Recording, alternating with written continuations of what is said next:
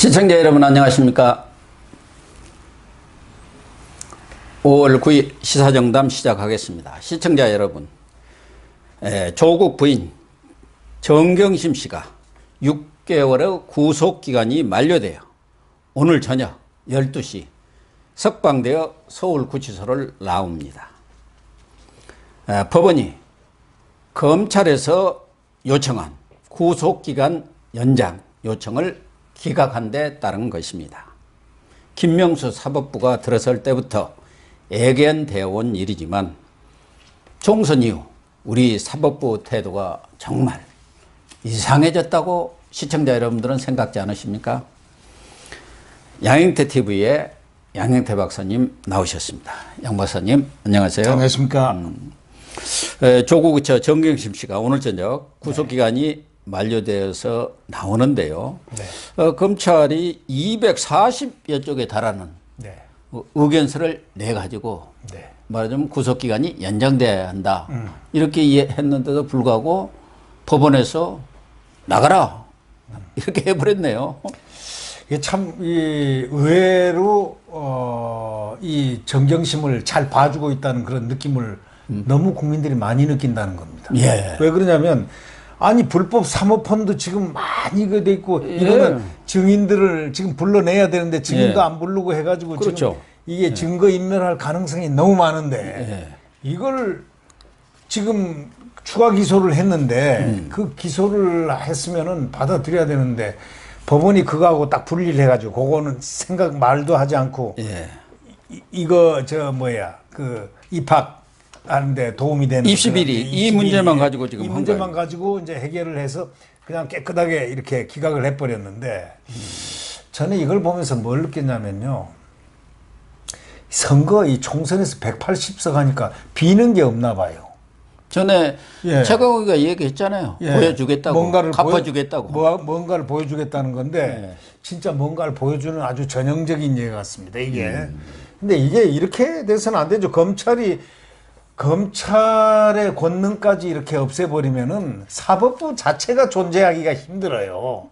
사법부는 원래 검찰이 수사를 다 해가지고 법적인 판단 요건이라든가 이런 걸 다 갖춰주게 하는 그 진짜 수사상의 핵심인데 그걸 그냥 완전히 깎아버리면 예를 들면은 사모펀드라든가 투자 뭐 이런 등등 얼마나 많습니까 이게. 그럼요. 이게 뭐 하나도 손도 안 댔는데 지금 말이죠. 이게 지금 많은데 그걸 같이 영합해서 나가면은 병 앞에서 만약에 그대로 놔두면은 그대로 그거는 구속 기소 돼야 되는데 그럼요. 이제 증인들을 갖다가 지금 거의 안 불렀다는 거 아닙니까? 그럼 가서 찾아가지고 샬라 하면 뭐 끝이죠 뭐. 그럼요. 야 이거 참. 그런데 네. 그 조정래, 황석영, 안도현 뭐 시인 작가들 아닙니까? 우리나라 유명한 또 뭐 정지영 감독, 영화 감독 이런 분들을 포함해서 한 5만 뭐 얼마가 이렇게 또 6만 얼마라고 나와 있죠.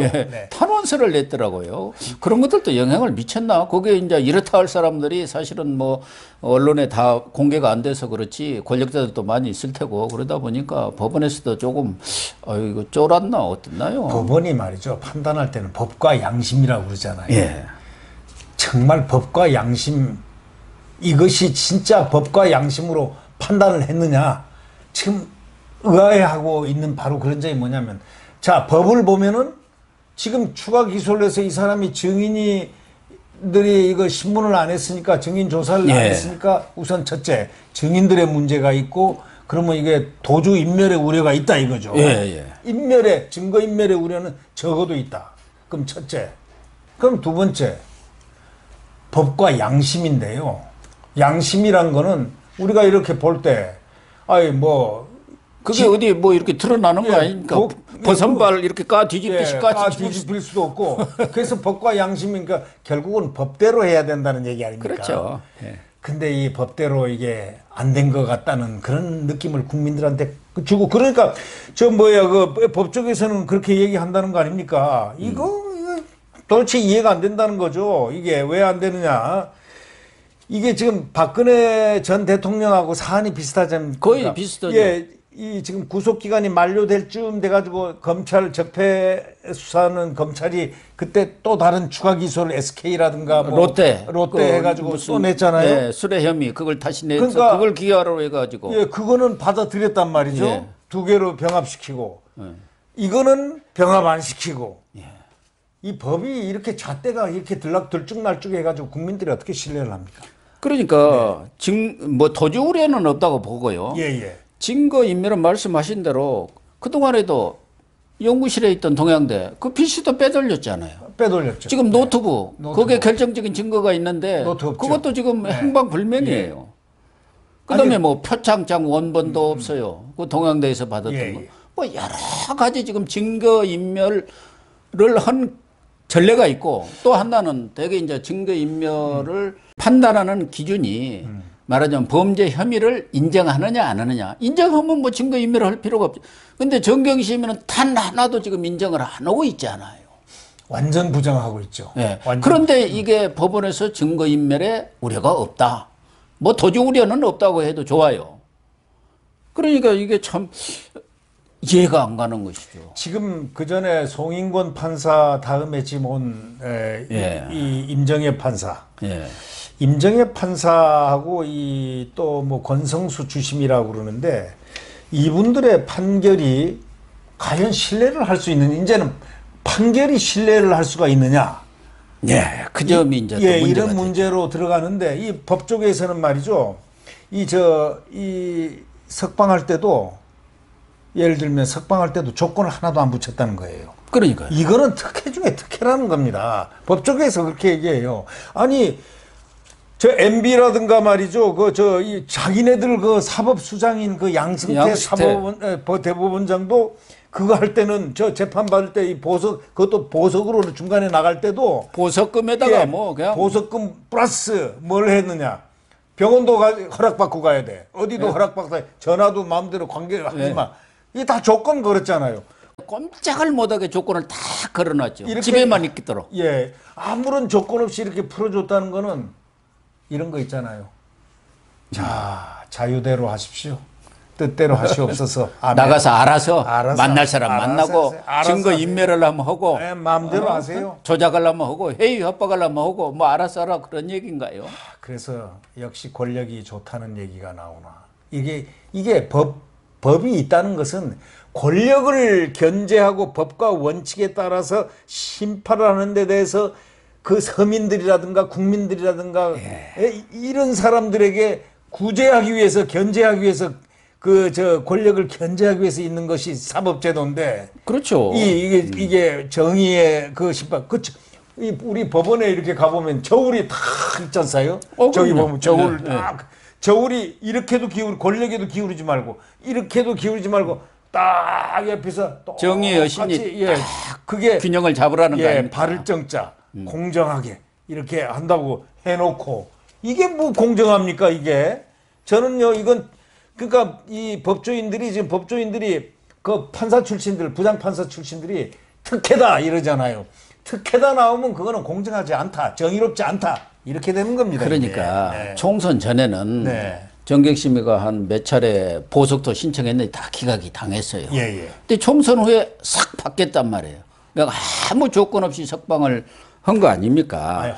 근데 이미 정경심이는 이 조국 부부는 그 이전에 있었던 뭐 포토라인을 쓴다든가 뭐 야간 조사라든가 이런 걸 다 받지 않는 아주 최초로 특혜를 지금 수없이 받은 거예요. 이분은요. 그런데 지금 총선 이후 이런 구속기간 연장 문제까지도 아주 조건 없이 이렇게 딱 석방을 한 것 보면 특혜 중에 특혜를 지금 받고 있는 거예요. 근데 이 대한민국에서 이런 사법제도가 이렇게 나와야 되는 겁니까, 이거? 저는요, 이걸 보면서 저는 법원 판결에 대해서 다소 미흡하거나 다소 뭐해도 여태까지 화는 안 냈거든요. 근데 오늘 어저께 이거 딱 보고요, 화가 발칵 나더라고, 이게. 김명수 사법부 수장 들어설 때부터 예상을 아니, 예상은 했지만 그래도 이 법관들이 법과 양심이 있어가지고 그래도 최후의 보루니까 그래도 가끔 보면 훌륭한 분들 있지 않습니까? 그럼요. 저번에 심판사라든가 이런 분들 바른 판사를 해가지고 호되게 혼나고 말이죠. 성창구 판사. 성판사. 이런 분도 있고 지금 참 반듯하게 딱 이렇게 영장 신청 오케이 받아들였어. 구속사유돼 증거인멸에 우려 있음. 분명히 그랬단 말이죠. 그 접대는. 예. 근데 이번에 이렇게 하는 거 보고서 특혜를 자꾸 주면 그리고 지금 아까 말씀하셨지만 조국하고 정경심은 말이죠.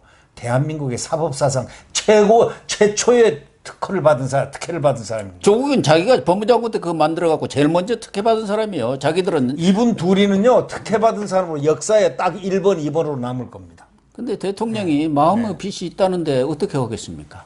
대통령의 마음의 빚도 여기 첨가될 거라고. 옆에다가 가로 대통령의 마음의 빚이 있음. 그런데 저는 전에도 제가 이 얘기를 했습니다마는 윤국익이 그럼 이른바 경찰총장. 예, 경찰총장. 무죄 석방될 때부터 야 이거 큰일 났구나 그런 생각을 했어요. 그게 전조라고 내가 얘기를 했지 않습니까? 앞으로 권력형 비리 이런 재판들이 어떻게 진행이 될 거라는 것이 그게 하나의 전조다 했는데 지금 또 김경수 경남지사 네. 드루킹 사건으로 네. 댓글 조작 사건으로 재판을 받고 있는데 말씀하신 대로 성장호 판사가 못 모르고 법정 구속했다가 그 호된 곤욕을 당했지 않습니까? 어쨌든 그 당시 재판장도 자기 2년마다 있는 정기 인사 때 다른 데로 얼른 가려고 재판을 미뤘단 말이에요. 근데 새로운 재판장도 아니 그때 다 이미 사실 심리가 끝났는데 그걸 이제 처음부터 다시 해요. 그러니까 처음부터. 혹자는 지금 이렇게 얘기합니다. 이 공수처가 생긴다니까. 예, 그때까지 어떻게 끌어보자. 공수처가 생기는데 첫째 끌고 예. 아니면은 두 번째로 이 공수처가 생기면 나를 또 뒤에 판사도 그 대상이 되게 안 돼 있습니까? 공수처. 아니 제일 지금 겨냥하는 것이 판사들이죠. 말 안 듣는 판사들, 검사들 잡겠다는 건데. 낄 수 있으니까. 예. 아니 저 최강욱이가 거기 공직기강 비서관 할 때부터 공수처 1호 윤석열 부부 했지 않습니까? 그리고 나와가지고 이제 국회의원 당선되고 난 다음에 뭔가를 보여주겠다. 무슨 이런 나라가 있습니까 세상에? 사법제도가 이러면 되겠습니까 이거? 그런데 지금 사실은 이런 재판도 그렇지만 네.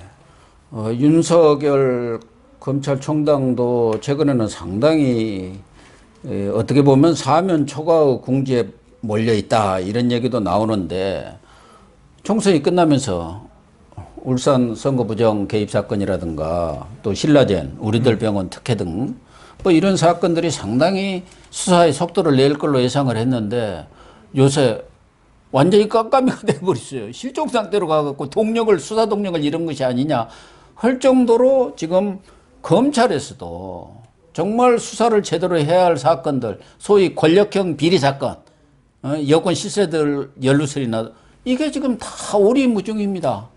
용두삼이 되게 생겼어요. 저는 야 이렇게 되면 되나. 그래도 이제 저는 예상컨대 조만간 뭐가 하나 딱 한번 터질 것 같아요. 아 그래요? 조만간 딱 해서 이 수사가 검찰이 뭔가를 하고 있었다는 걸 보여주지 않을까. 저도 그런 기대를 합니다. 예, 그런 기대를 하고 윤석열 있기 총장이 때문에, 예. 지난 총선 기간 중에 그 수사 담당자들을 독려를 해갖고 예. 철저히 수사를 해라. 아주 예. 그냥 꼼짝 못하고 반론을 제기할 수 없을 정도로 철저한 증거, 사실 위주의 수사를 하라고 이렇게 독려를 했다니까. 그 검사들은 검사들 나름대로 자존심 있는 거 아니겠습니까? 아니 그런데 세상에 아무리 그래도 이 법원이 말이죠. 아니 법원이라는 데가 어딥니까? 심판대 저울 아닙니까? 예. 그리고 이 저울이란 건 권력 저울이란 거 특히 정경심에 대한 것은 이 조국에 대한 것은 국민들이 그냥 몇 개월부터 8월달, 9월달, 10월달, 11월, 12월, 1월, 2월, 3월, 4월 거의 지금 진짜 10개월간을 다 보고 있지 않습니까? 예. 그러니까 다 알고 있는 사건을 이런 식으로 하면 어떻게 됩니까? 그러니까요. 그래서 오히려 화가 난다. 그러니까 이 법 쪽에서는 이건 특혜다. 그러니까 그렇게 얘기하고 있지 부장판사를 지내신 분들까지도 네. 이제 나와서 변호사 하신 분들까지도 이런 경우는 없었다. 네. 말하자면 다른 사건과의 형평성 문제라는 것이 있는 거 아닙니까? 네. 물론 구속기간이 만료됐으면 특별한 사유가 없는 한 뭐 본인들의 인권 문제라든가 또 변론권 보장을 위해서 석방하는 게 정상이에요. 그러나 정경심의 경우는 누가 보더라도 그동안 뭐 증거인멸 그럼 많이 해왔고 안에서도 전혀 뻔히 다 드러난 사건까지도 아니라고 발뺌을 해왔던 거 아닙니까? 네. 그런데도 불구하고 석방을 한 것은 뭐 아무리 양심이라고 하더라도 양심이 삐뚤어졌나요? 근데 이 조국하고 이 정경심 부부는 아주 특별한 양심을 갖고 있는 것 같습니다. 우리가 그렇게 말을 표현하죠. 특별한 양심을 갖고 있고 특별한 법 감정을 갖고 있다. 막 이렇게 생각을 할 수밖에 없겠습니다. 어쨌든 우리 사법부가 법치의 최후 보루라는 점에서 정말 뭐 김명수 대법원장이 어떤 생각을 갖고 있던 또 대법관들이 어떻게 구성되어 있던 판사들 개개인은 다 개별적인 헌법기관들이기 때문에 정말 법과 양심에 따라서 재판을 해 주기를 기대를 하고요.